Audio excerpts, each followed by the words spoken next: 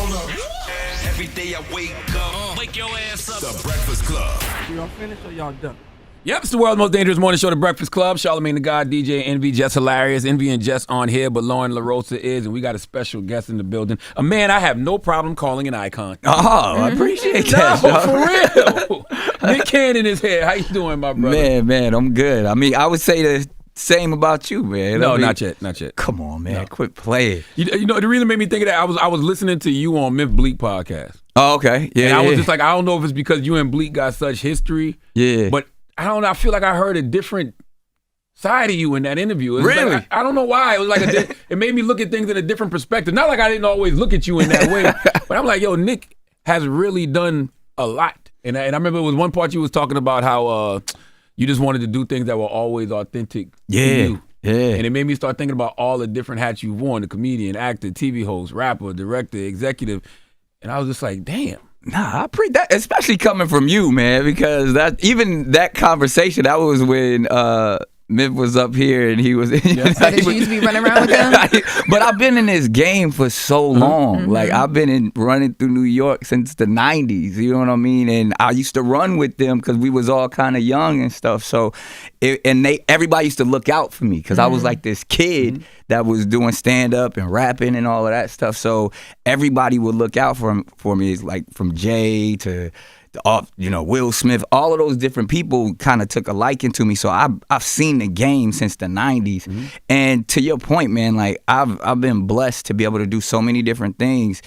But it's like time, you don't think like, damn, 30 years have passed. Yeah. You know what I mean? Yeah. Like, and I've done so much stuff that I forgot about a lot of times. But it's like, from the movies, the TV shows, and all that stuff. And now I'm just in a space, man, where I'm just trying to operate and be the best father I can be, and peace. That's it. Peace is most important. Which role feels most authentically you then? And which one do you think people underestimate? I mean, if we talking like artistry, I love acting. I mean, at the core, but stand up is what got me on. You know what I mean? Stand up is what you can do for the rest of your life, and it's evolved in such a way now. So I'll probably never stop doing that.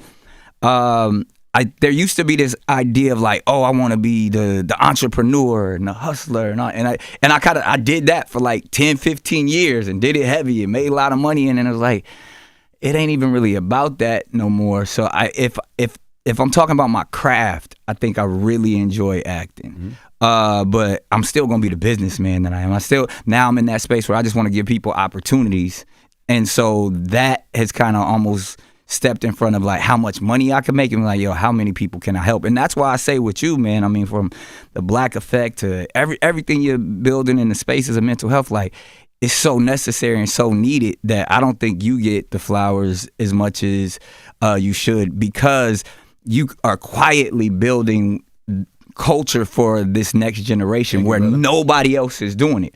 Like, and you're doing it in a way where it's unapologetic. And I mean, it's from somebody who always wanted to do it and literally watched you build it. I'm like, man, that's so dope, man. But you did build it. And that's what I'm saying. Like, to me, the underestimated part about you is your role as an executive. Because you think about Wild 'N Out's going on, 22 seasons? Yeah. Like, people may not know, The Masked Singer, you're an executive producer of that. Like, That was, you was like, yo, let's do this. I brought it out. Yeah, we got it. We took it from, it was a Korean property. It was and it was a hit overseas, and we brought it here. And now season 14.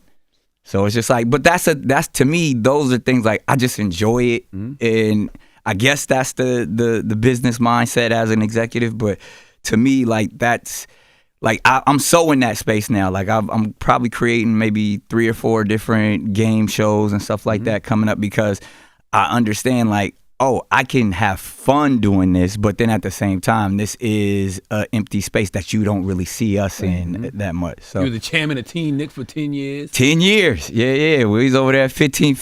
Yes. I mean, you was over there. Yeah. See, that story fucked me up because I didn't realize, the Masked Singer story fucked me up because I didn't realize you left America's Got Talent. Talk about that. Yeah, I mean, well, it was so long ago. But me running my mouth, saying stuff I ain't had no business saying. Well, actually, I was telling jokes in my stand-up, and NBC didn't like it, and they kind of like threatened to fire me.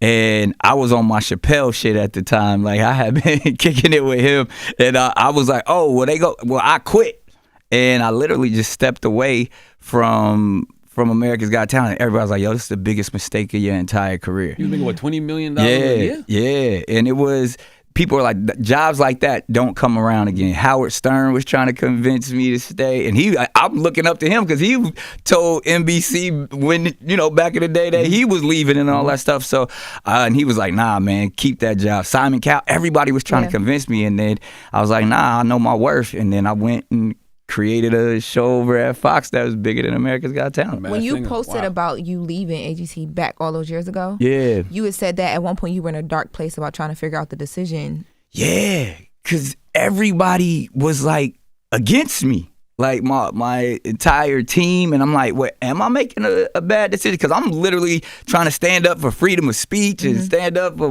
my culture and all of that stuff, and it was like, wait, I feel like I'm making the right decision, but they're like, nah, man, this is how the game works, and you're the highest paid host on television and all that stuff. You step away from that, the industry's not going to rock with you no more. And I just stood 10 toes down, but it was definitely a dark place because, and that's happened a few times in my career. Yeah. So like at certain points, it's like, oh, I know what this is. It's a cycle. You know what I mean? So long as I can always stay true to myself, then it ain't never gonna be an issue with me. But it was scary, when them first times happen. You don't know, like, dang, is this over? Dang, how am I gonna feed my family from this point on? If everybody around me, agents, managers, everybody was like, nah, you got to figure this out. But luckily, believing in yourself definitely plays off. What did you learn about like how to navigate the race conversations working with corporations from that? Because I know the joke was you jokingly saying, I said NBC stood for nigga be careful. It's true though. They proved you right. Right. And they didn't like that. But again, and we had several conversations, closed door, and it was when you feel something isn't authentic, you just kind of know, like, yo, I'm gonna just trust my gut. And sometimes, because I don't think there was any malice even from their side and stuff. They're trying to protect their brand. And then there was part of me that just at that time in my life, I was soapboxing so heavy. You know what I mean? Yeah. I wanted to pontificate. I wanted to, and that's the energy I think even a lot of us was on when it was really just like, yo, we standing up for us and we ownership and all of that. And I think rightly so, it was a good decision at the time. But now that I'm, a little more mature and all that stuff, it's like, yo, you definitely got to know how to pick your battles. Even though I won that one and I would encourage people to always stand firm in who you are and what you represent. But it can drain you so much, you know what I mean? And like I said, it's only by the grace of God that, I am able to continue on and continue to keep going and not stopping. So, but yeah, man, at this point, man, I'm chilling. I'm just like I said, peace is the most important thing to me. Oh, that was my question. I got another one. I mean, we can go anywhere. I don't want to go off of that. I guess talking about peace, right? You talk about things that drain you. When you picking and choosing these shows and people you work with, now you today, because I know you've had a lot of situations that worked and didn't work, artists you've tried to help and things of that nature. Yeah. The people business is really tricky when it comes to peace. So has there been people that have come to Nick Cannon and Nick Cannon is like, yeah, I'm not letting you drain my energy? Yeah, all the time. I mean, but more than anything, especially when you're dealing with talent, they gotta want it more than you do. I've made the mistake a lot of times where I see something in somebody or see the vision and I'm like, man, they got it, but they don't actually work hard enough. The talent is clearly there, but they don't know what it takes. And then they feel like, oh, well, I'm with Nick, so I'm good. And it gets to a space where, spent millions and millions of dollars on different artists and different projects and stuff, and they don't go because the energy on it from the standpoint of who you're trying to help, they not believing in themselves 100% yet. So now, even more than talent, I look for someone's drive. And if they really got it and they do it, and I think even when you look at what the labels and stuff are doing, like that's what they pay attention to. They don't do shit no more. But they pay attention to who has the motion. They pay attention to who has the drive, because then all they got to do is throw bread behind that, and then it's gonna go. But if they don't develop nothing no more. And to be honest, I mean, JD said this, a lot of times back in the day, they didn't develop. They just had cats like JD or Puff or, all of those different, black-owned labels that they were the ones that did the developing, and then they had the relationship with the majors. So, that's the idea now, to where it's so much entertainment, so much content out there now, that our curation system is the thing that's the most important. I mean, that's why y'all are who y'all are, because this is the only space to really pull up and actually curate and understand, like, yo, if they said it on the Breakfast Club, or if we heard about it there, then that's real. We don't have too many other spots that actually can do that anymore. I feel like Wild 'N Out has been a curated space too, like, and it's become like this cultural institution for hip hop and comedy. And I always wonder, what's the one decision you made early on that you think like ensured the longevity of Wild 'N Out? Damn. Listening to the young folk more than anything. I mean, Wild 'N Out was a journey in itself too, because nobody believed in that. That was something I had to invest in on myself. Luckily, that was early MTV days. Like, I was, hosting TRL and all the spring breaks and all of that type of stuff, and they gave me a deal, and they wanted me to do like some punk type of show, because that's when Ashton was popping at the time. And I was like, nah, I want to bring my friends together and mix hip hop and comedy and improv together, and they didn't understand it. And so I went, shot it with my own money, and then they got it, but then I owned it. So then from that standpoint, that obviously probably was the best decision of just making sure that I owned my IP from the gate. And then I think we did like a strong 4 seasons, and then, I got married and things started shifting up between, MTV, and there was MTV2 was created and all of that. And so when I brought it back for MTV2, and MTV2 was like really like the hip hop MTV, we kind of just, ran that channel. I mean, that's when me and Charlotte really got down back then, because that we was just making whatever we wanted to do on MTV too.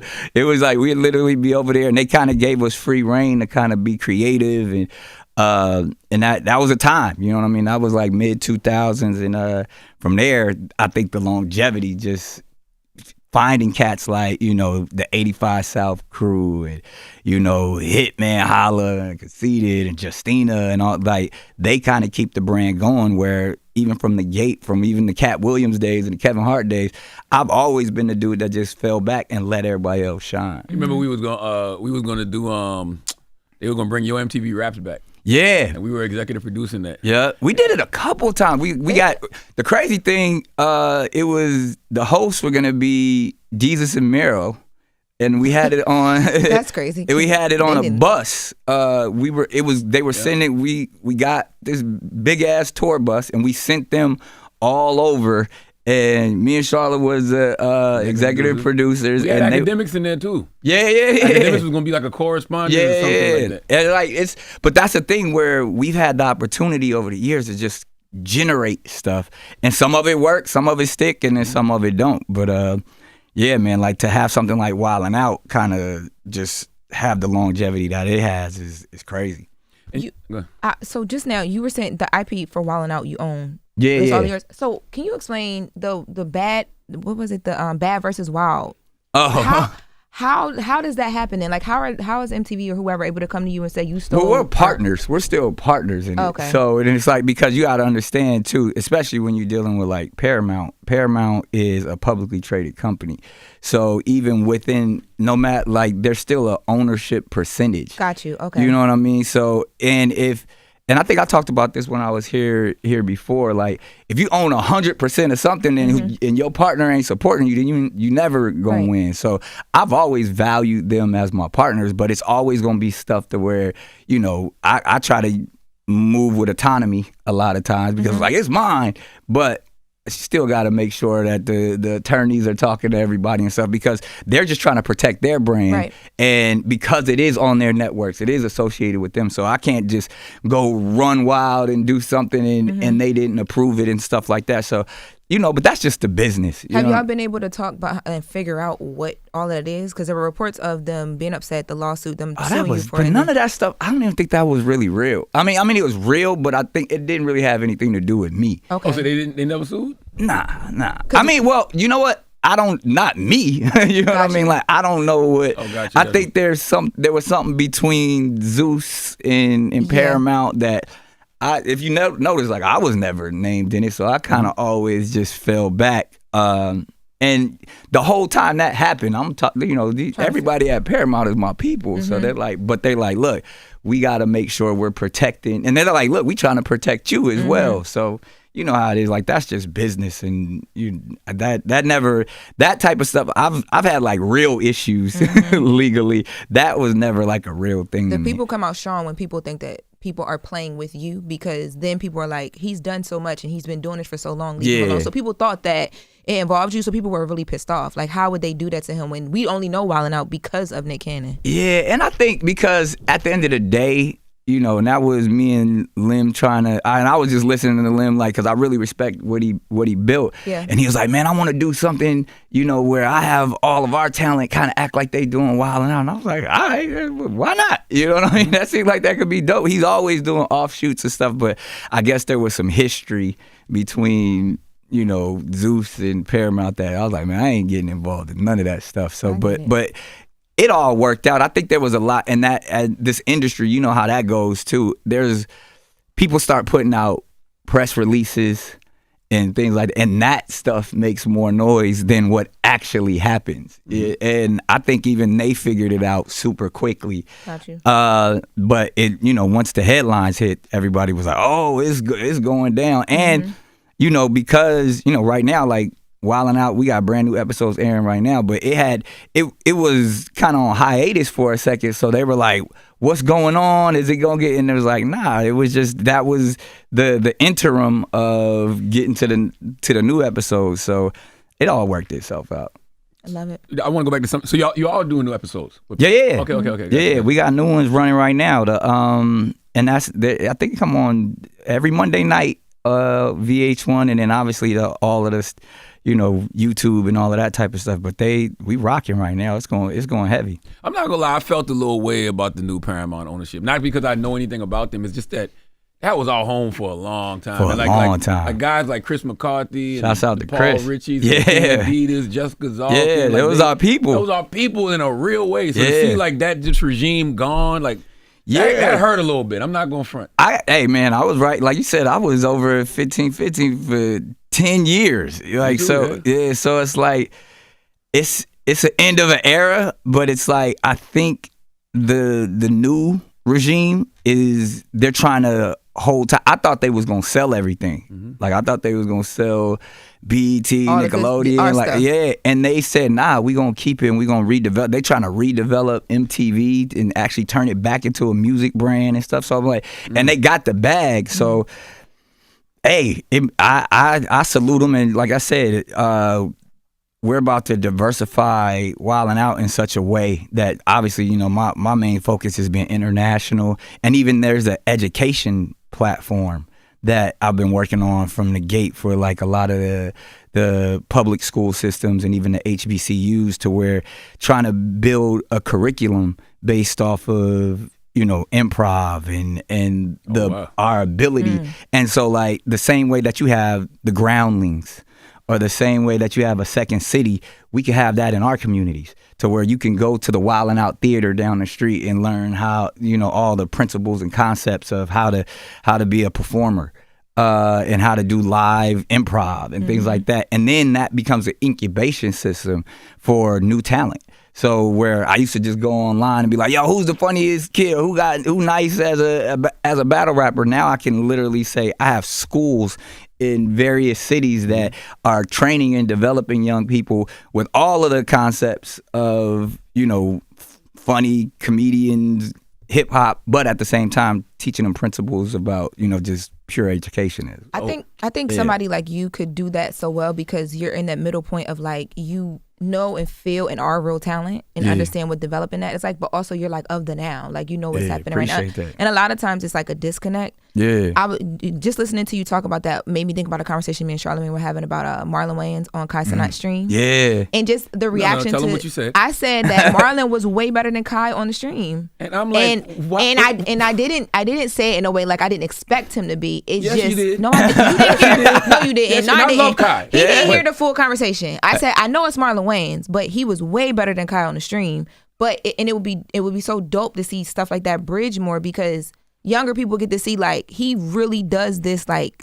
But younger people don't know Marlon Wayans and Marlon understand is an actor, stand-up comedian. Do you know how many 30 people plus don't? years in the game. Of course, he's gonna be That's better than what Kai. They know who he is, but I think sometimes people don't understand how putting your reps in, doing everything that Marlon Wayans has been brought up doing his whole life prepares you to do whatever you want very well. Because a lot of us get on stream or get online and numbers go and we're just here and we're figuring it out. Yeah. So to see somebody who's really talented like him be with Kai Cenat, who's also talented, but you know, like it's like a variety show. It's just and it's different. levels. Yeah, but it was just fire to see them together. I hear what you're saying, and you're 100% right. To where that's what we should be doing as a community, taking our OGs and putting them with our young guys and saying like, look. We gonna polish you, and that's really what Wildin' Out always was, and that's even why I switched it from like old school and new school, because it's like we want all of that energy, because Kai and them, they got their finger on the pulse of what's going on. They got all of the young people, but there's also a process of being seasoned and longevity in this. That's and somebody like Marlon, like that's my OG, that's big bro. Like I've looked up to him my entire career because it's like, yo, that dude has done it all. You know what I mean? From start, like so much stuff that we forgot a lot of times, but let's start in several blockbuster movies and TV shows. And so it's effortless for him because this is what he do. That's what I'm saying. Not that people don't know him, but I think a lot of younger people don't even understand the preparation. With actual talent? Yes. To be 100%. That is exactly what I'm saying. The illest thing about the Kai Cenats of the world, we don't even know what they're going to do yet. Like, this is just their platform that's introducing them. We don't know what them skill sets are yet. Like the little dude Reggie that be doing the comedy, I think he's hilarious. I'm looking at him like he should be in movies and TV. Like that's what I see for him. But then I can see that for Kai as well. Nah, because Kai came on Wildin' Out early on. Like it's funny, my kids put me up on Kai back in the day, and he was like, "Dad, you got to put Kai on Wildin' Out." We put him on, and he rocked it. And this was before all of the stuff, and I was like, "Yo, man, you want to be on the show?" And he was like, "Man, you know how much money y'all making right now?" I was like, "I get it." You know what I mean? Because that was like right at the beginning. But I was trying to, you know, from the Kais to the Drewskis. You know, like when they first started bubbling, I'm always seeing who's. I remember even I Show Speed. My son put me up on him when he was like 16. He was like, and like we was talking to his parents and everything, trying to figure out if it was a way to put a 16-year-old on Wildin' Out and all that stuff. So they communicate with the youth in such a way that we don't even know how to do it at all. That's right. Like it's like I don't know what the algorithm is or from the clipping, all that stuff, but they're communicating differently. So I'm just trying to figure that out because that is truly a talent in itself. Yeah. And then if they're gifted on top of that, whether it's musically, whether it's, you know, even like I said, somebody like Speed, I mean, that dude is a natural athlete and has probably made more money just doing what he does than any professional athlete could because he just been able to figure it out internationally. Yeah. And it's like, I'm so in awe of those young dudes and what they're doing. Like you said, they just now building a platform and they're teenagers. They're, you know what I mean? Imagine what they'll be, you know, 5-10 years That's from now. why it's fire, what you're trying to do. That's what I mean to say. It's like, not that they're not talented, but they need what you're trying to do at the same time. And that's why I don't think we're supposed to figure them out. Like, they have their audience, right? Yeah. And every now and then they invite Unks over and Unks have fun. But then also, Unc can put you in a movie. Yeah. Unc can put you on TV. Like, you know, if that's what you want to do. Yeah. That's why I love the relationship Kevin got with them. Because that's the way I see it. Nah, that's real. And that's how we all came up. You know what I mean? Even when I was creating Wildin' Out and stuff, like I said, I was talking to cats like, you know, Jamie Foxx and Marlon and all of them, and they were like, yo, they was giving me advice, and I was, paying attention to the game when I was a teenager around them. So then when I got my opportunities to be an executive or get deals and produce stuff, I had already knew how to do it. Right. So it's like, it's the same thing. We just got to pass the information over to the young boys. Do you see yourself as a bridge builder for the next generation? Yeah, I never really thought of it like that. I mean, like I said, when I see what you're building, I was like, yo, that's needed. I think at some point I was on that for a minute, but then it's like, I just got to focus on what's working. And then so I know how important wilding out is to the culture, so I can build those bridges through that. I can continue to be the conduit for those spaces. But I don't know if it's still like trying to build for the culture as much as it's just really just trying to do the best work I could possibly do. I don't know why you acting like you don't do that. Like, I mean, like Wildin' Out does that, bro. Like, yeah, come on. yeah. You also do that by the talent that you choose to work with too, and some of the projects that you develop. You help a lot of people be able to do things. From Matt Rife came from Wildin' Out. Yeah. 85 South, they was already doing their thing, but Pete, all Davis, all of that stuff helped amplify their profiles. Yes. Yeah. I mean, but it's definitely that's why I said like probably I can focus on that and like I said, everything I'm trying to build. But before, like when I was, the executive over there at Viacom and all that stuff, it was just like we were just trying to build stuff for us, you know what I mean, and see how much we can, and they was allowing us to do it, you know what I mean, so we were just trying to put on for the culture, where now I think, as I've gotten a little older, it's like I gotta pick and choose where to put my energy, because if I'm just, there was a point where I was like, I want to give everybody a deal, and I want to sign it, and I want to figure, like, I'll be out there trying to figure out how can I build a streaming platform, and how can I do, and it's like, a lot of that stuff is so draining when you can just focus on what's working and rock like that. Well, you got the Nick at Night show now. Yeah. Late night space. Why late night space this time?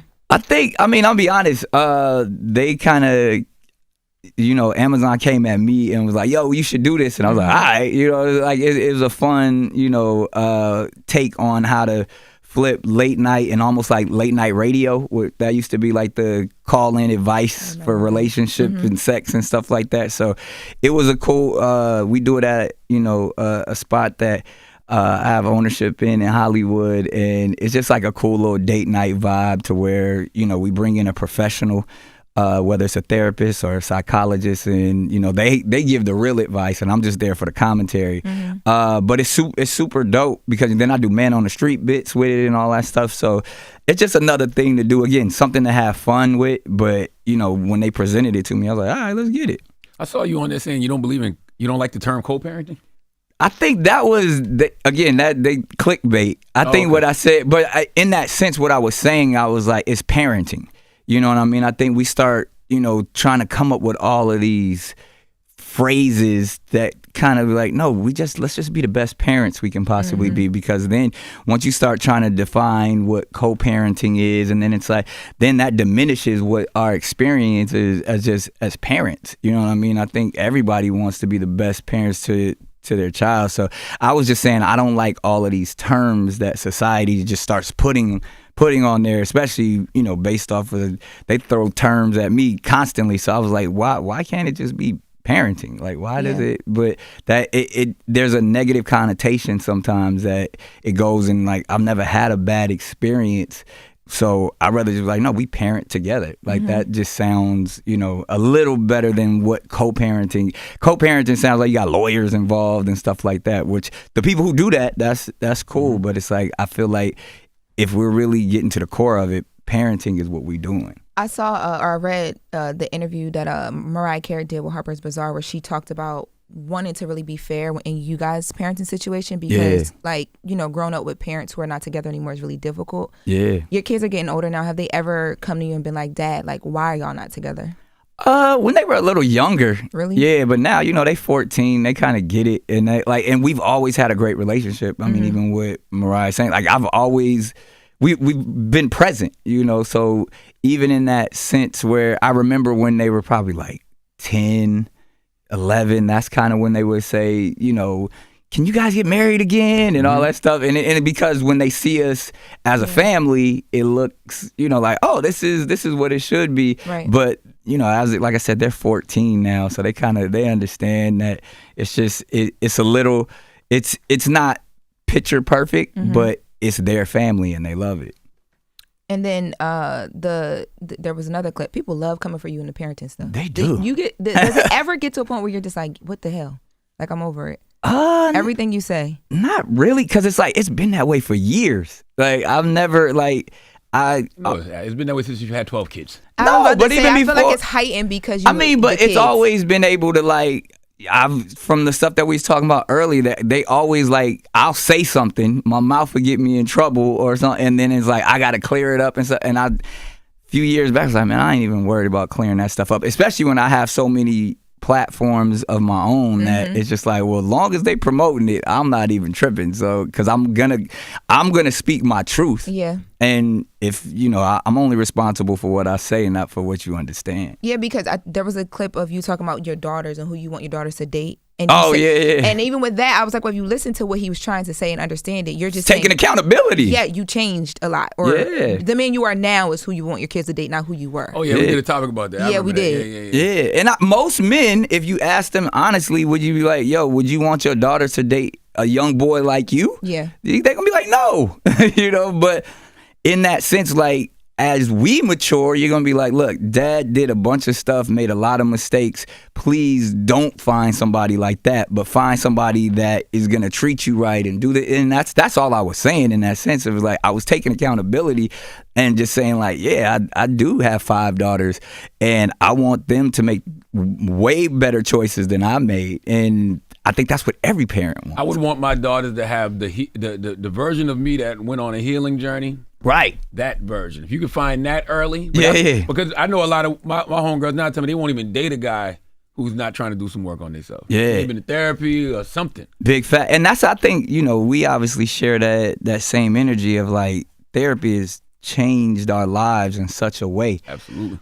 Because I used to feed off of toxicity. I used to, from being diagnosed as a narcissist and all that, like, I would, like, that's the type of stuff was like, that was cute. Yeah, like, yeah, you my got ego. diagnosed? Yeah. The TikTok girlies is going to love that. I don't know why I didn't know you got clinically diagnosed. How do you die? Like, how does that work? It's a process. You got to have the right psychiatrist or even psychologist. They both can do it, but it's like a 3-week process to where they do a in-person verbal interview that you got to answer all of these questions at a certain pace. Then you got to fill out these forms. Then you got to write and that, like, they're not trick questions, but they're questions that, from 1 to 10, how do you do this? How would you handle this in this situation? And then it takes about a month to come back. And then it's a spectrum. And it tells you where you land on the spectrum of NPD. And, luckily, like the far end of the spectrum where a lot of people, associate narcissism with, where there's the lack of empathy and rage, I didn't have those. Like, those are the things where, like, people just, they're so into themselves that it's dangerous. But all of the, the self-worth and believing that who you are and that you're a unique individual and your word matters more than most, like, I had all of that and you know what I mean, so that you have to do the work. Then once you've been diagnosed, you're like, oh wow. So even in dealing with my children or dealing with the mothers of my children, it's like now I'm equipped with saying, oh yeah, I'm probably gaslighting when I'm doing that, or oh, you know what, I could probably present this a little softer, or at least with a little bit more compassion, because my nature is to be like, what, I created this, I'm that. And then it's like, but that's not helping. You know what I mean? We're not looking for resolution. I'm just looking to be right and really feeding my ego. Wow. So I've learned all of that type of stuff, and it's helped me become a better parent and a better partner in many scenarios. When'd you get diagnosed? When? Yeah. That was maybe like 2 years ago. And then, because you ever heard of Dr. Amen? No. I think you had to see him because he's all online, but he does all of these brain scans. He's a brain psychiatrist, and he has, it's called the Amen Clinics, and they did like this whole brain scan on me, and I'm thinking like, oh, I'm gonna have a genius brain and all of this stuff. And turns out like I had like severe brain damage in my frontal lobe. From what? And he said I'm the poster child for ADHD, which I kind of always knew, but I believe it came from, in the brain scans. He did a whole episode on his platform about it, but it actually, they said there was like some trauma probably when I was a kid that whether I fell or something like that, that actually shifted. And from that, he was like, you were probably already ADHD, but because your frontal lobe was damaged, and then there was like some other, we can have toxicity of the brain too a lot of times. So there's like, whether it's like, and we don't even know it in our communities, like everything from like mold and all of that stuff can actually affect how we function. And, obviously, it's the gut to mind ratio, like just the stuff we're putting in our bodies actually affects our mind. So I learned all of this stuff within like the last 2 years about like having a better brain and having, being able to control your mind and accept the things that you've been diagnosed with, but also know that you can get better. What made you want to go get? Yeah, it's crazy. No, I'm tripping because, like, when you started having a bunch of the kids, right? There's a lot of people around me that's in the mental health space, spiritual leaders.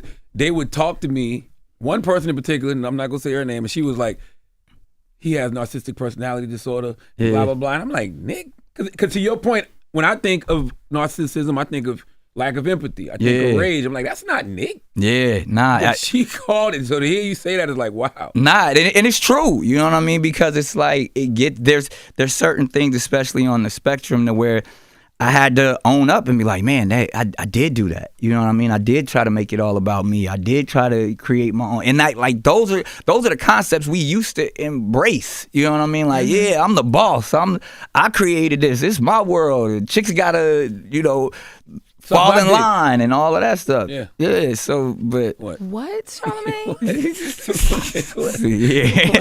Yeah. He was getting the things.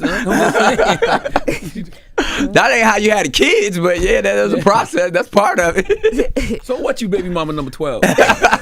I'm Nick Cannon. But you learn, man.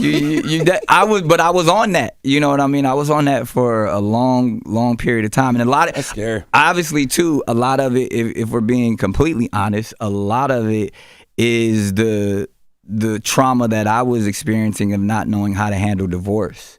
You know what I mean? And like me acting out because I'm like, oh, I'm the man now, and I can. And instead of healing and doing what I should have actually did, I just jumped out there, and because I had everything from wilding out and all the things, is like those were all distractions from the actual work that I probably should have done. Question: did you feel like all right, two things. Did you feel like you failed because the marriage failed, or were you worried about what the industry would think, because the industry was already on some, how did Nick Cannon get Mariah anyway? Yeah, I think it was a little bit of both. Like I said, I hadn't did the work, you know what I mean? So I was just like, just long as I could keep moving. You know what I mean? Like and I didn't get a chance to slow down until I got in therapy, but I was just like, look, I just got to keep making money. I got to stay hot. I got to stay funny, and everything else will figure itself out. And I just didn't do the work.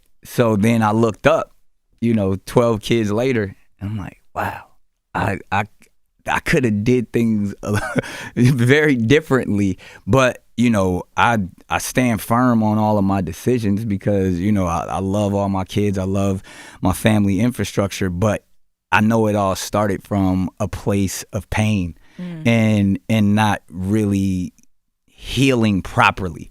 And, because I had access to everything. So I just allowed that to kind of cloud my decision making. So you think having all those kids was a response to your trauma?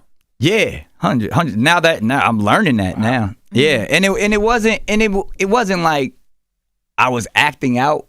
It was more of being careless, being frivolous with my process because I could do it, because I had the money, because I had the access to whoever and however I wanted to move, and okay, they coming at me, they asking me, opposed to like doing the mature thing and saying, hey, well, it probably makes more sense to do this. And then obviously life happens as well. So it wasn't like, oh, I'm gonna go have 12 kids. It was more about like, yo, I'm gonna just live life and have fun, and whatever happens, I can handle it. When it probably, being almost 45 now, I can sit back and be like, yeah, if I would have thought the process through a little bit more and took time to actually do the inner work, things might have been a little different in certain scenarios. You wouldn't have 12 kids. I don't know. You know what I mean? Like that's the only thing, because I've always said this, every child that I had was made out of love, and there were strong relationships. It's just, if I would have did the work and the healing after getting divorced, I probably would have took my time in a lot of other scenarios. And for whatever reason, I thought that was the answer a lot of times. It was like, oh, well, I'm gonna figure it out over here.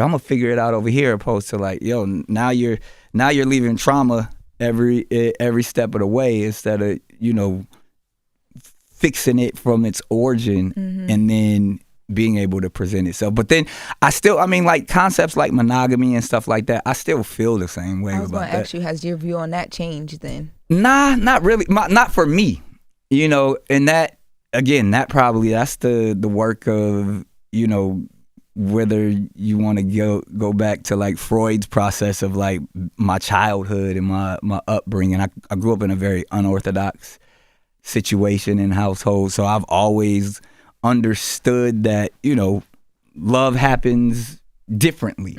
So monogamy has never really been my thing, but so that I'm pretty sure that plays a part of it as well too. How the women that you have kids with, how do they handle the healed version of you now? Because in the trauma you're talking about, I'm sure they're coming to you with conversations that you're having differently now than you were before you started to take time. Yeah, I mean, shouts out to all my therapists. Cause you got one for each. Not real talk. Because there's, I have family therapy with some of my kids. You know what I mean? Because they have to understand that this is an unorthodox, non-traditional scenario, and I want them to be in the healthiest space as possible. Then I have my own personal. Then I actually do relationship, therapy as well. So with who? Depending on who. Like there's been sometimes it works. Young boys, he said depending on who. Stupid. Hey, you're veering back. Don't veer back. He's trying to take you back. That was ego. That little hand that you didn't need that. You didn't need that. Brandon, like, hey, you said depending on who. No, but in the sense, because I've through trial and error, what I've learned with the mothers of my children, they sometimes they'll say, can we go to therapy together? And I say, of course. So then they get a safe space to present their issues with me and what I'm doing. And I retreat a lot of times in my nature. That's one of my defense mechanisms, is that I just be like, I don't want to deal with it. So I've learned that, all right, if we can have a safe setting to where, and I say, whoever you pick, because I have my own, counseling and things like that. But if they find somebody that they like and they want to invite me in, then we'll sit and we'll do that. And so I feel like that's because there's so many, and what that does, that gives you the tools to know how to communicate with each other. Right. And there's because there's even things that there's the Goutman theory, they call like the 4 horsemen, that I would teach this to anybody who's in any kind of relationship, because those are the 4. Goutman theory? Yeah, it's like the 4 things to avoid when having a disagreement with your partner. And it's like, I think the first one is like obviously criticism, and criticism turns into spirals, and it gets into this space where you find yourself arguing more than actually finding the solution of what the actual issue is. So if you can, instead of just instantly saying, well, you made me feel like this, it's like, well, can I share with you how I'm feeling right now? And then in those things where you can actually get to the resolution and the solution so much faster, but you can allow yourself to emote. Right. And then it's almost even like presenting to your partner and be like, you know what I really appreciate? I see you trying here, here, here, and here. But can we work on this, and this? Mm-hmm. And then when you can find somebody that you can communicate with like that, it actually, you really won't have any problems because you have the same goals and agendas. Mm-hmm. So you just go about it in different ways emotionally. I know you got to go because they say you got to go 10:30, but go ahead. I was going to ask, so how do you deal with the women you have kids with dating other people, especially with like Mariah Carey, right? It's very public. Yeah. Potentially her and Anderson .Paak. Do y'all have conversations about who they're dating, when they meet the kids? Like, is that normal, traditional for you? Yeah. I mean, I don't have no problems with it. And never really did. I mean, I think, obviously Mariah's been in a few relationships, since we've been divorced. And it's always been cool, you know what I mean? And even making sure that it's healthy for our kids as well. And they've handled all of it, extremely well. And even, there's a few other mothers of my children who have relationships and stuff. And it's like, again, probably if you go back a couple interviews, the last time I was in here, there was times where I was like, nah, this is mine. She can't. She was trying to be with all of them. Yeah. Like if she go do what you want to do, I'm not. But now I'm in a space where like I just want everybody to be healthy and happy. And if someone else can make you happy, please, by all means, and especially if it's going for the betterment of our child. Like, yeah, like a lot of times that I see that as help in that sense to where, because you want the mother to be in the most healed and healthy space that she can possibly be in, and whatever gets you there, then that's what it should be. Now, of course, the little bit of ego that I struggle with each and every day is like, I want to make sure if you want to be with me, then I want to be with you, and we can, reciprocate that energy. But I'm not gonna force anybody to be, down with me if you don't want to. But if you do, I appreciate that. You never wanted to get a divorce, did you? I don't know. That's complicated. Now, obviously, no. Like the easy question is like, nah. Like you said, I felt like a complete failure on so many different levels because of that. But I also knew it was probably it was best for, specifically our kids and kind of being able to be the best parents we could be. So it was a tough decision. It was definitely a tough decision, but I wouldn't change it. You know what I mean? Looking back, I think it was the right decision. And I think, when I look at all of the amazing things Mariah's doing right now, it's like, yo, that's dope. You know what I mean? Like, she's in such a wonderful space, and I'm doing all right. The kids are thriving, so I'm like, we made the best decision for us, because I don't know if it would have been that way if I would have been the immature young dude I was trying to figure it all out back then. And it's just wild because you said your trauma response was to go out there and be with as many women as possible, but if in that moment you would have just said, maybe even to Mariah or whoever, you hurt my feelings. Right. Like, my feelings are hurt. That is so hard for men to say. It is. And to me, it's like, I hurt my feelings. And that's what I couldn't understand, because the decision, I was so insecure, and really letting the outside noise get to me in that sense of like where people were calling me like a boy toy, and that I was and then I felt like I watched my own existence kind of get put in the shadow. Wow. And so I didn't know how to deal with that. So then there was this, the ego in me was acting out, where opposed to like, and I was trying, you know what I mean? I was like, nah, I can do it. I can hold it down. And but it was just eating away at me. It was like, I don't feel like I'm being myself. I don't feel like I'm getting the opportunity, and I can't be in somebody's shadow my entire, like, I want to make money. I want to be a CEO. I want to be a billionaire, all of that stuff. And I was having all these experiences that I was creating on my own. Like, it wasn't reality. Like, I was the one making all of this stuff up. Like, I had a loving wife who just loved me, and we had amazing, but I was like, nah, I gotta wear suits every day, and I gotta be like, I'm the boss. Like, and it just created this monster in me that, took me in a direction that I really didn't have to go in.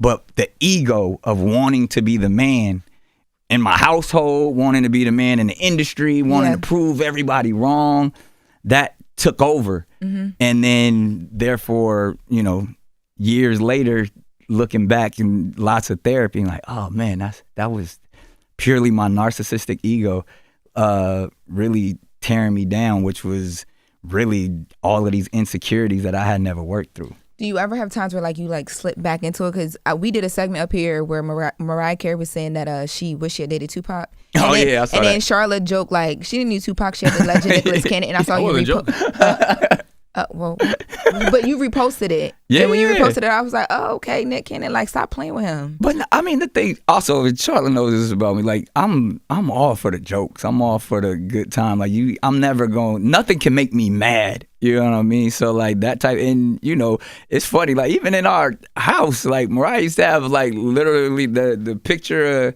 Tupac in the bubble bath. Or she had a big giant version of that. She used to tell you she was where?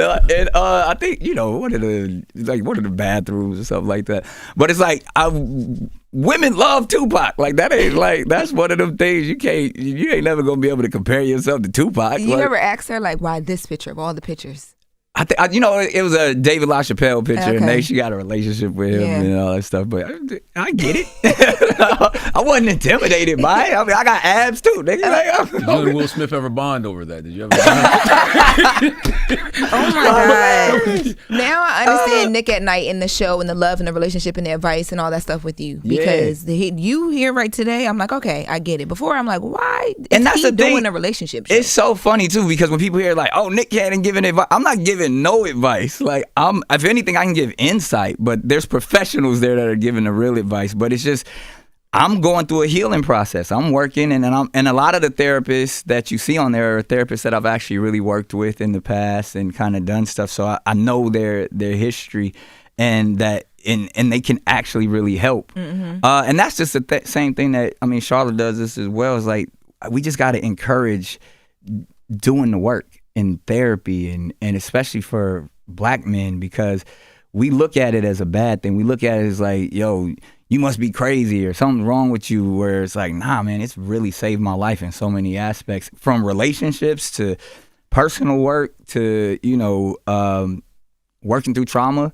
It's made me a better person. So if I can offer up platforms, from whether it's the council culture platform, whether it's Nick Cannon at Night, where I can introduce psychologists and therapists to the space, and people, you know, embrace it, I'm with it. No, you inspired me. I need to dig deeper. I want to talk to that guy that you talked about that did the brain scan and Dr. Amen, and diagnosed you with the narcissistic. Yeah, I want to talk to him. He wasn't the one that did the MPD, but he was like, he actually helped me, because when he found out that I got diagnosed with MPD, he called me and he was like, you definitely have MPD, but I believe it's because of your brain and not because of the decisions that you make. And so that actually helped me understand it, because once somebody labels you with something, then you're like, oh, and he was like, no, he's like, we can fix all of that. And then so he actually, you know, gave me a process of like how to, you know, physically work through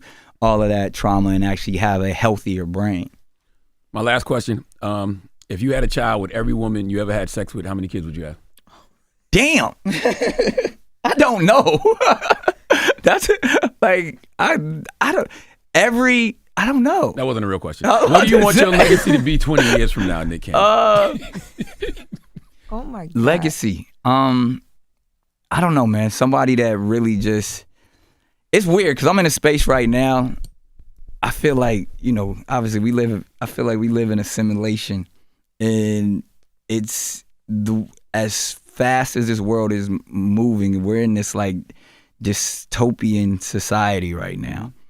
And the present is so important. You know what I mean? I'm not even thinking about the future other than my children and just wanting to create a best space for them. But because of, I mean, I'm sure you've heard like from how fast AI is moving, and even like, I don't know, like, have y'all ever read that, the book from back in the day, George Orwell, 1984? Hell yeah.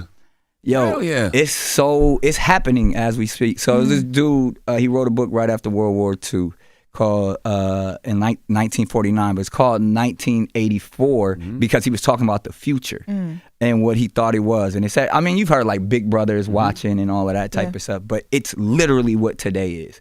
To where they had like as the Ministry of Truth, and they were like literally changing history, and that it was dude's job to actually go and change history for the powers that be. It was a constant war always going on so they could perpetuate money. It was like everything was under surveillance, and they had this stuff called like Truth Speak and new like it, and it's like, wow, when you look at how one it was predicted, but how really stuff like time and all that stuff is so man-made that I always, at least the space I'm in now, I'm like, I'm not even thinking about the future in that sense. I'm just really trying to operate in the present as much as I and be the best person I could be in the present, because I feel like this is a simulation, and we're supposed to get as much as we're supposed to get out of it, because it can change like that. And I just think, I mean, obviously we all know what's going on in the world. It's like, it's so much poison out there that the future is not inspiring to me. So I just want to be the best I can be in the moment. Now, my lineage obviously is all about my children, but I don't even, that legacy thing, I kind of, and also one of my therapists that taught me that legacy conversation can also be associated with the narcissistic approach as well, because it's like, now I'm building my legacy, when that's all ego as well too, putting your name on buildings and buying all of this stuff. It's like, we think that's what we should be achieving, but if we're going to get to the utopian aspect of what we all do, we all should be each other's legacy. That's right. If you love 1984, I want to recommend, because I know people are going to go buy that book after they heard Nick talk about it, Octavia Butler's Parable of the Sower. Oh, okay. You should read that too, because that talks about like what's going on now. She put that out in 1993, and it talks about Los Angeles in 2024, and it's ravaged by climate change and social inequality and political instability. So yeah, nah, I'm gonna definitely cop that one. Absolutely. But yeah, it's just so weird. I mean, like, obviously, it's to know that it's always been in the books, and nothing's new, and then it really makes you step back and be like, yo, people know. The people who know, they know, and they put it in the books, and we just we glaze over it a lot of times. But it's like, yo, this is we living in a time, and I think we probably always been living in this time, but it's so potent right now because of the energy that's out there, and it's a dystopian society. But you know, there is hope that we can get to the other side of it, and you know, that's what I hope we going in that direction. Nicholas Scott Cannon, ladies and gentlemen. Yes, sir. Thank you for joining us, my brother. This is fun. It's the Breakfast Club. Hold up. Every day I wake up, wake your ass up. The Breakfast Club. Y'all finished or y'all done?